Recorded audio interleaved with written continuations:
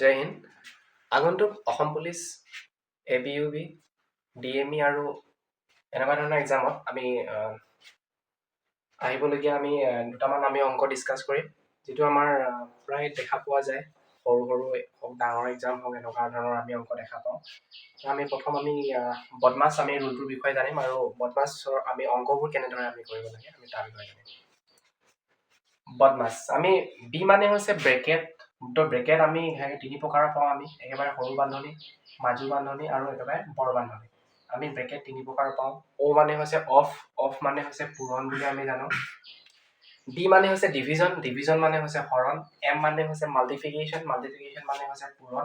A মানে হৈছে addition আৰু S মানে হৈছে ছাবষ্ট্ৰাকশ্যন। তো আমি প্ৰথমতে কোনো এটা অংকত যেতিয়া আমি দেখিম যে প্ৰথমতে আমি কি আছিলে বদমাছ ৰুলছ অনুসৰি আমি এফালৰ পৰা অংকটো আমি এফালৰ পৰা কৰি ঠিক আছে। আমি প্ৰব্লেম এটা সলভ কৰিবলৈ লৈছোঁ যে 23 - 4 × 8 এনেকৈ আমাৰ যিটো আছে আমি প্ৰথমতে সলভ কৰিম। তো যিহেতু আমি বদমাছ ৰুলছ অনুসৰি প্ৰথমতে আমি কি বুলি কৈছিলোঁ সৰু বান্ধনিৰ কথাটো কৈছিলোঁ। তো সৰু বান্ধনিৰ কথাটো কৈছিলোঁ, কিন্তু সৰু বান্ধনি থকাৰ উপৰিও কি আছিলে এডাল আমাৰ ইয়াত কি দেখা পালো আমি দীৰ্ঘ মাত্ৰা দেখা পালো। তো প্ৰথমতে আমি কি কৰিম দীৰ্ঘ মাত্ৰাৰ কামটো আমি প্ৰথম কৰিম, তাৰপিছতে আমি সৰু বান্ধনি লৈ যাম। তো ঠিক আছে, আমি আৰম্ভ কৰি গৈছো। তো যেনেকৈ আছে আমি প্ৰথমতে তেনেকৈ লিখি লওঁ 23 - 4 × 8 মাইনাছ তো এইফালে 25 মাইনাছ তো নিশ্চয় 7 - 4 = কি হ'ব আমাৰ 3 হ'ব। তো প্ৰথমতে আমি কৰি ল'ম। ঠিক আছে, 23 - 4 × 8 তো নিশ্চয় আমি ইফালে 5ৰ পৰা যদি 3 যায় থাকিলে আমাৰ কিমান 5 - 3 = 2। তো আমাৰ অলৰেডি আমাৰ এই সৰু বান্ধনিৰ কামটো শেষ হৈছে। এতিয়া আমি এইডাল বান্ধনিৰ কামটো কৰিবলৈ আমি আৰম্ভ কৰিম। -4 × 8 তো 2 যদি আমি 20ক যদি আমি ডিভিজন কৰোঁ অৰ্থাৎ হৰণ কৰোঁ, তো 2 20ক যেতিয়া হৰণ কৰিম কেইবাৰ যাব 10 বাৰ যাব। 2 × 2 = এতিয়া আমাৰ কি হৈ গ'ল আমাৰ বৰ বান্ধনিৰ কামটো আছে, কিন্তু বৰ বান্ধনিৰ মাজত কি হৈ গ'ল আমাৰ পূৰণ আৰু বিয়োগ আমি দুডাল চিন দেখা পালো। তো এই পূৰণ আৰু বিয়োগ যেতিয়া বা এনেকুৱা ধৰণৰ চিনবিলাক যেতিয়া একেলগে থাকিব, এই ক্ষেত্ৰতো আমি কি কৰিম যিডাল চিন আমি আগত পাইছো, তো নিশ্চয় আমি পূৰণৰ চিনডাল আগত পাইছো আৰু কি হৈছিলে বিয়োগ চিনডাল আমি পিছত পাইছো। তো সেইকাৰণে প্ৰথমতে আমি পূৰণ চিনডাল আগত কৰিম। তো 23 মাইনাছ তো 4 ইয়াত গুণ কিমান হয় 32 32 মাইনাছ 10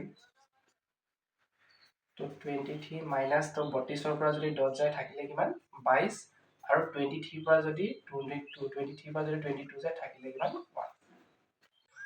এতিয়া আমি আৰু এটা প্ৰব্লেম সলভ কৰিবলৈ লৈছো একেই বদমাছ ৰুলৰ।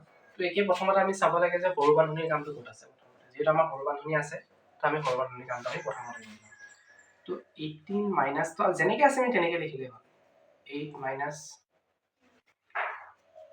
4 পৰা যদি 3 যায় থাকিলে কিমান হ'ব 1। তো সেকেন্ড আমি কি কৰিম মাজু বান্ধনিৰ কামটো কৰিম। তো মাজু বান্ধনি ইয়াত আছে।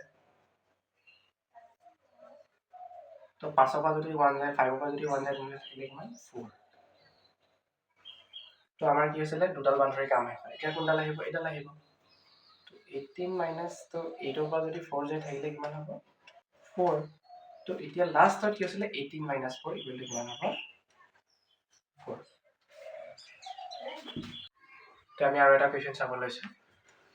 এতিয়া প্ৰথমতে আমি চাব লাগিব ব্ৰেকেটৰ কামটো, যিহেতু আমাৰ অকল সৰু বান্ধনিডাল আছে, কিন্তু সৰু বান্ধনিৰ মাজত কি আছে এফালে প্লাছ আছে, এফালে হৰণ আছে আৰু এফালে কি আছে বিয়োগ আছে। কিন্তু আমাৰ যেতিয়া চিনকেইডাল আমাৰ একেলগেও থাকিব তেতিয়া আমি একো ভয় কৰাৰ কোনো প্ৰয়োজন নাই। তো আমি কি কৰিম এফালৰ পৰা কৰি আহিলে হ'ল অংকটো। যিহেতু 9 আছে 9 × বাকী আমাৰ প্ৰথমতে আমি যিটো একেবাৰতে আমি অংকটো কৰিবও পাৰোঁ, কিন্তু নকৰিলেও হ'ব। আমি প্ৰথমতে কি কৰিম হৰণৰ কামটো আমি কৰি ল'ম। 6 × 24 যদি আমি হৰণ কৰোঁ 6 4 গুণ কিমান হয় 24। তো 4 বাৰ -1। তো সেকেন্ড ষ্টেপত আমি কি কৰিম তো আমাক কি পাম হৰণৰ পিছত পূৰণ পাওঁ, কিন্তু যোগ আছে। যিহেতু আমাৰ ইয়াত যোগ আছে আমি যোগৰ কামটো আমি আগতে কৰি ল'ম।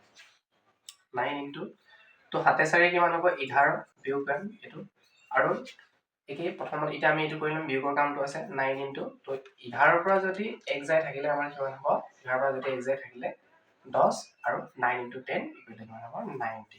তো